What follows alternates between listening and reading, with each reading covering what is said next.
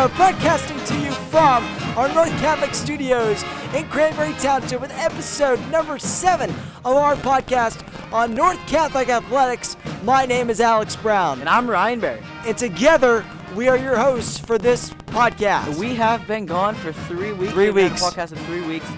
And we're looking forward to doing this one. And we got a special interview with former NHL player Eric Tangradi at the end of this episode. Yes, but first, let's get you caught up on the things that we've missed over the last 3 weeks in the North Catholic sports sphere. And we're not going to go all the way back. We're going to kind of pick and choose where we go over the last 3 weeks with each individual sports team. But first, let's start with the girls lacrosse. Going back 3 weeks, they've had 2 games since April. At least that we're going to go over. 18th. Yes. And first one was a 10-8 loss to South Fayette High School. Yep, and there was a tough loss that night, but Annie Shepley, the freshman, got 3 goals. Brianna Welcome, the senior, got 4. And Mary Koenig had 1 as a junior. And then the good goaltending that game, that was not the fault of the game, had 16 saves. You can't ask for a lot more than 16 saves. That's a lot of shots. But they persevered, and they got their win in the next game, which wasn't for a while. It was the 6th of May. It was a 12-7 win over Knock. I mean, it was a good win. It was a big win. A nice bounce-back win to go to 2-4 in the season. And they've got a lot of chances to catch back up. The first goal was scored by senior Rachel Rothermel, and then Vivian Hood had a goal also, and Annie Schleppe, freshman, had 7 goals.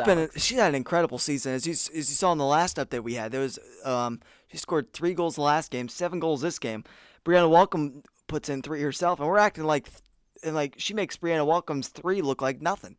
And then 11 saves by goaltender Kinsey Sperling. And the team won 75% of the ground balls, and they controlled the draw. That's big, Alex. That's what you need to do. You need to get the stuff that you can get on the ground. When you get 75% of the ground balls, you're in a great position to win each game. And now looking ahead, they've actually a couple games coming up, Alex. Yes.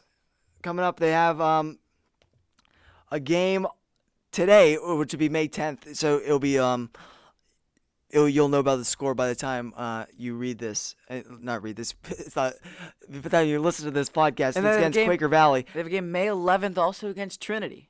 So get those games coming. And it looks like they've had a lot of games postponed. Yeah, also. They've had a lot. They're probably going to make those up. Yeah, postponed. I'd assume they're going to make those.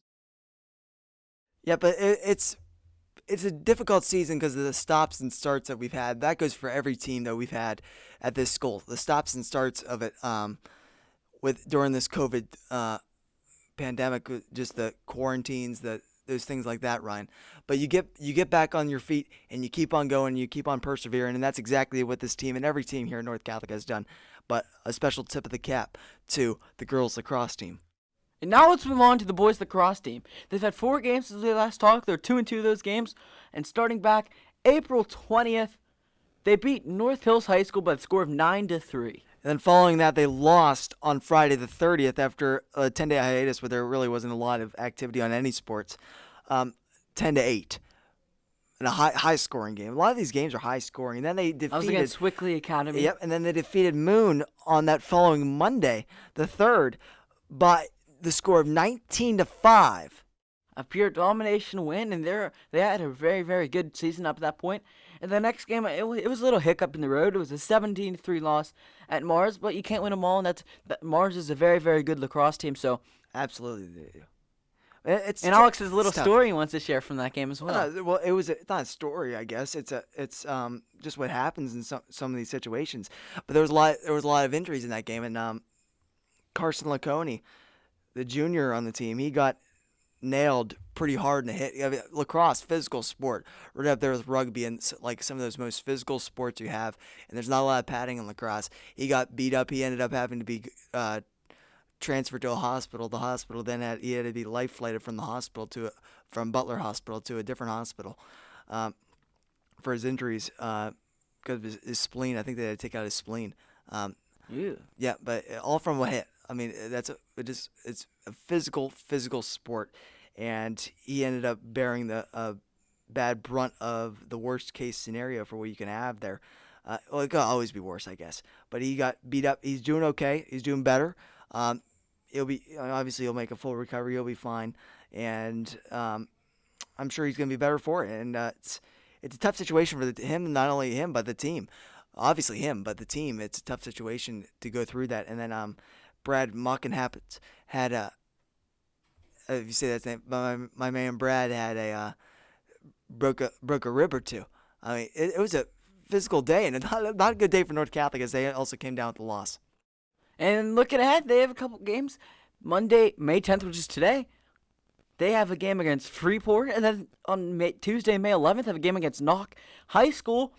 And then Wednesday, 3 games in a row, actually 4 days in a row. They have a game as Wednesday, May 12th, they have a game against Allardyce High School. And then May 13th, they have a game against Plum High School. So they 4 games in a row, 4 days to be able to get back on track in the season. They have a winning record right now. The website here says 4-2, so we'll take that. Hopefully it's correct. But 4-2, hopefully they can improve Hopefully it's on better that. than that, yeah. And I'm sure they'll be able to improve upon that as you got those games coming up. And you got to keep on going on the right track. And I'm sure they will be able to. And now let's move on to boys baseball. They've had a good amount of games since we've last talked. The first one of those was April 19th, a 6-1 win over Indiana High School. Nate Higgins was the winning pitcher with 6 innings and 7 strikeouts. Tommy Shafley, the freshman, led the team with hits and with 2. And Tyler Primrose had 2 RBIs, and Blake Primrose, his brother, hit a home run and a late insurance run. And Dylan Krim closed the game, earning 2 strikeouts in the final inning to shut that one out and have a 6-1 win over Indiana. After that game, they beat Neshannock on Friday the 23rd by the score of 12-10 in a high-scoring thriller. In that game, obviously offense was key, and offense in that game came from Ryan. Tommy Crowley had 3 hits, went 3 for 3. Joe Doherty had 3 RBIs, and Seamus Straub was pitching and he had 2 strikeouts. So obviously a great offensive performance. Not an amazing defensive performance, but they got the win, which is what they needed. Yeah, absolutely. And the offense that they've been generating, especially from their underclassmen, has been absolutely fantastic this season, and it's something great to build on. On Monday, May 3rd, they beat Knock by the score of 10-0 in that game, which obviously Another good offensive performance. Another great this offensive time the performance. pitching came through with a shutout, and then this next game was Tuesday, May 4th, with a 7-1 win over Knock as well. We do not have the exact stats from that game, so we can't go into that too much detail. But then there were 2 more games, Alex. You went to one of these, and it was your first time ever broadcasting a live sporting event.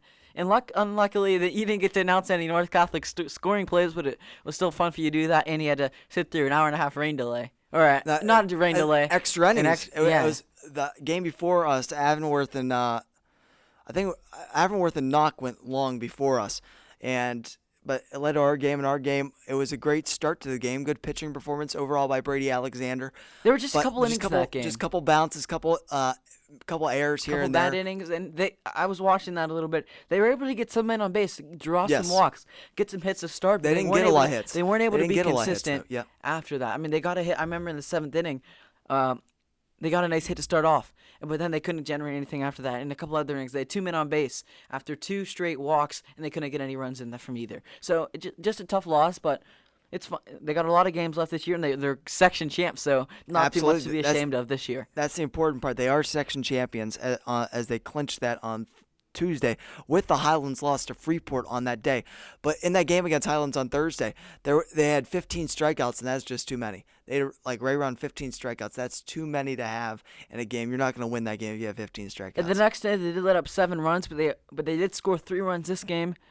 But I mean, it's not terrible. I mean, you're gonna have these. You're gonna lose some series, lose some games, but it's fine. As I said before, section champs. So hopefully they can continue it into the future, and hopefully they can be able to have a successful postseason. And they're going to close out their the regular season, I should say, today on Monday the 10th against South Park.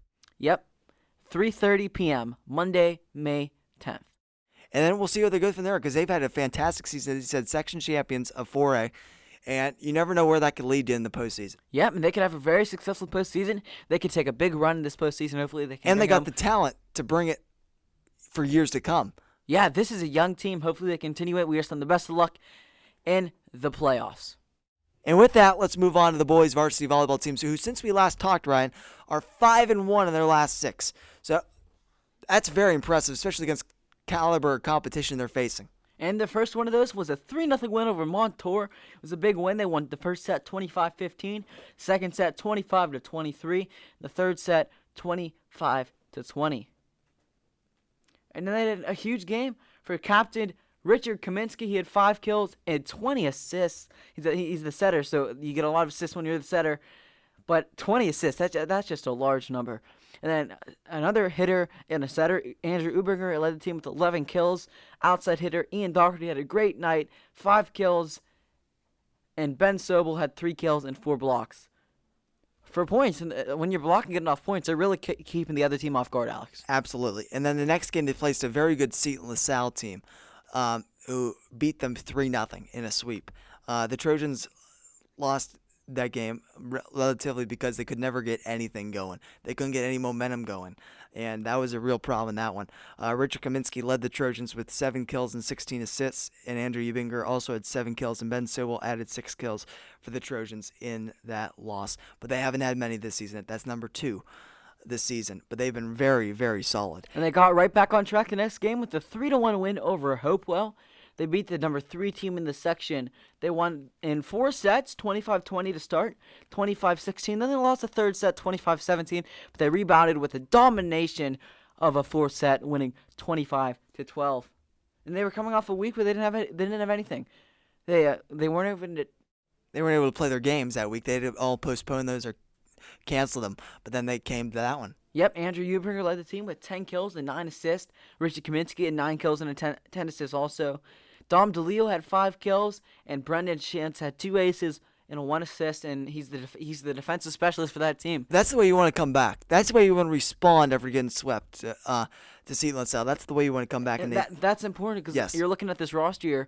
A lot of these guys that we're reading are all seniors. So Yes. you know they're going to have that veteran presence to be able to persevere through that tough times, be able to lead the younger players to success as well. And they continued that success on May the 5th against Beaver County Christian. They won that one 3-0, and the Trojans They had a beat game them. before that as well against Olsh, Alex. They had a game before that. Against Olsh. Also, you want to do that one? It was a 3-1 win over Olsh. It was a Jumping the gun. Another 4th set. They won the first set 25-22. Then it was 25-23, a loss. But then they bounced back and won the next 2 sets with a score of 25-20. Then dominated them a 25-20 or 25-10 final 4th set. Outside hitter Andrew Ubinger led the way with 15 kills and 10 assists. Rich Kaminsky, he's saying his name every single game. He had 19 assists and 7 kills. Ben Sobel and Dom Rivetti both added 4 and 3 kills respectively. And then Aiden Ward led the Trojans on defense. And now they continue that success along to face Beaver County Christian on May the 5th with a 3-0 sweep of them. That's their 6th section win for that one, and the scores for that one were 25-13, 25-15, 25-20. So they're not even that close. The Trojans were led by Richard Kaminsky with 9 kills, 21 assists, as he leads their team in just about every category in every single game. Ben Sobel had 8 kills, and Dominic the Hammer Rivetti had 7 kills. Andrew Ubinger added 7 kills and 10 assists, and Aiden Ward anchored the defense for the Trojans in the contest. And then they had one more game against Beaver County Christian. It was a 3-0 win. Another sweep, and they moved to 7-1 in section play and 12-2 overall. Only 2 hiccups on the road.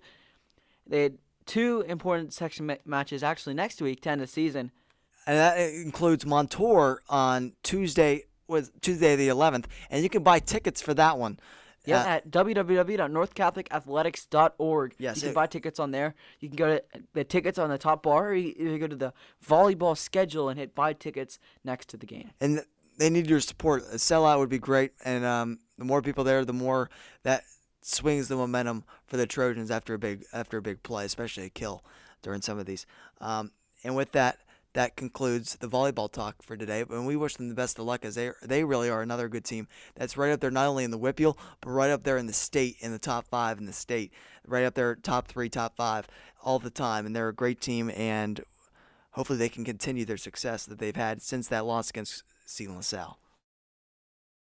And now let's move on to the girls softball.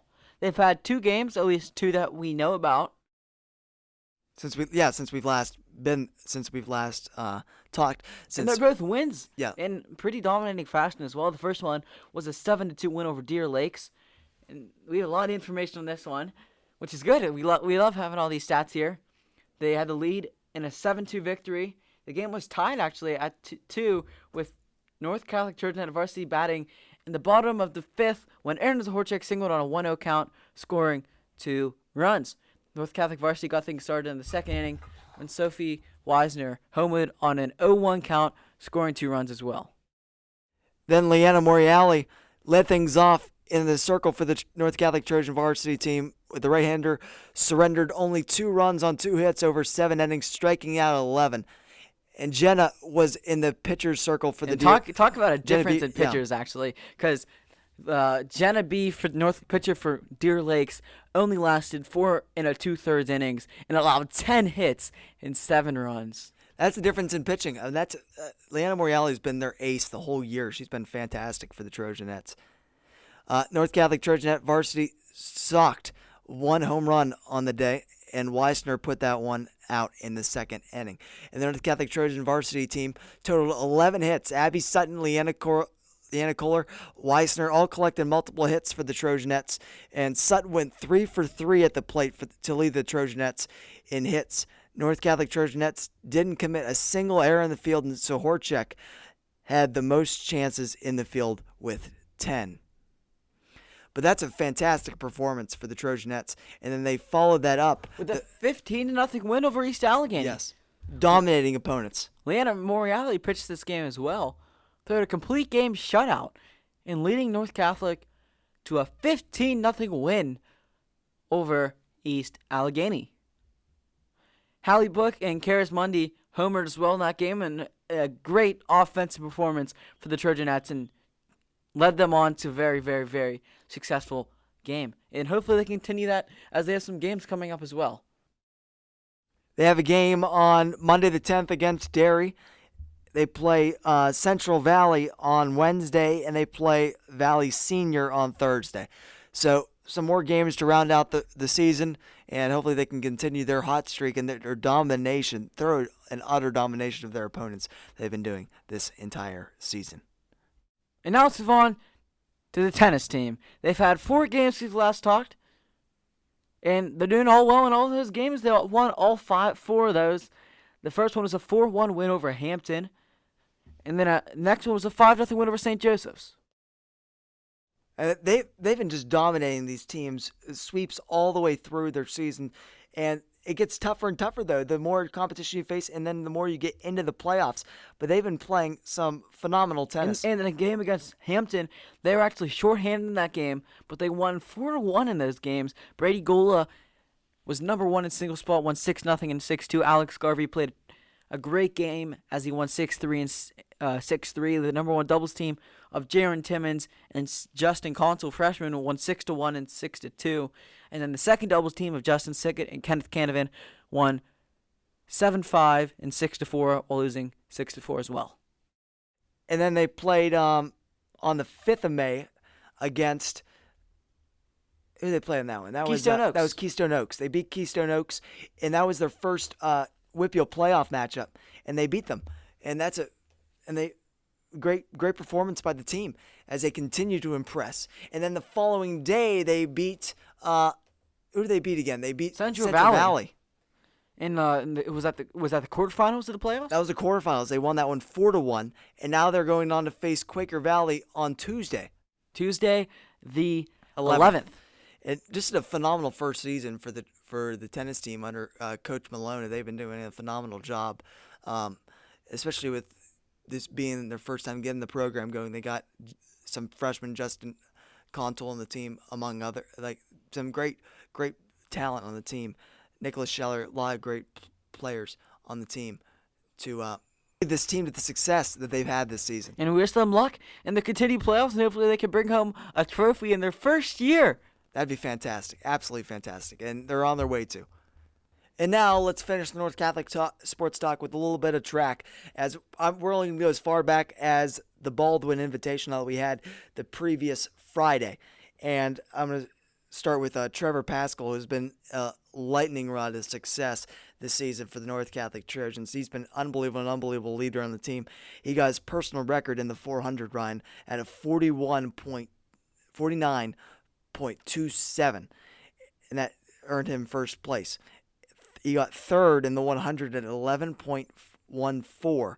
And then he got first in the 200 meters with a 22.71 meter sprint.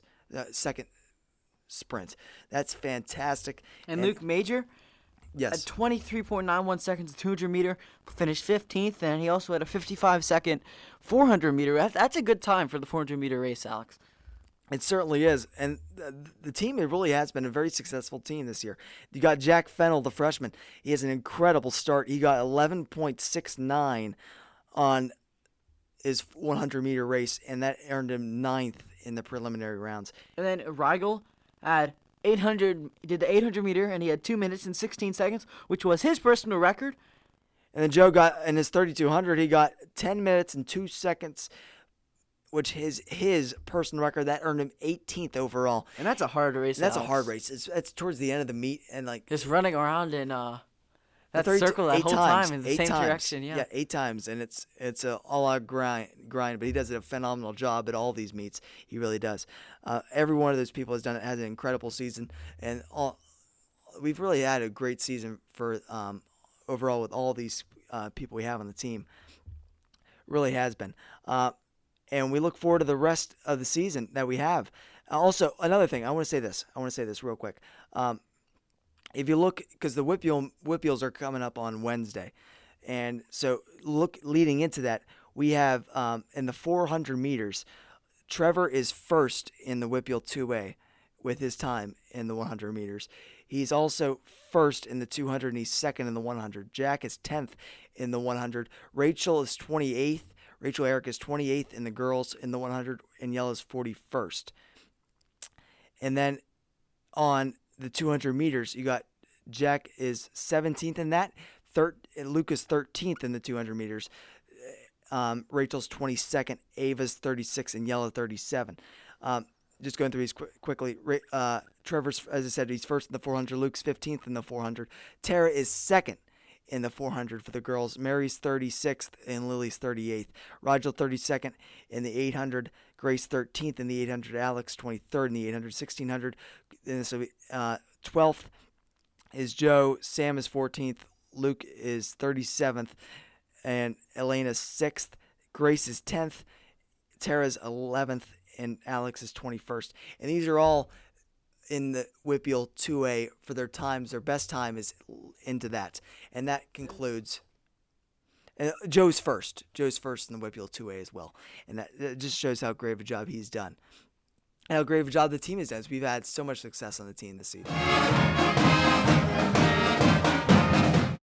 And that's about it for our podcast. That wraps it up. It was another good week, Alex. Another fun week doing this with you. Absolutely. And be sure to listen to our following episode, which is our interview with Mr. Eric Tangradi, who the former NHL, former Pittsburgh Penguin, as he was gracious enough to lend us his time to come and for us to interview him. And it's a great interview, and we hope be sure you to check listen it out. To that. Yes. We thank you all for listening, and we are your one-stop podcast for everything North Catholic athletics.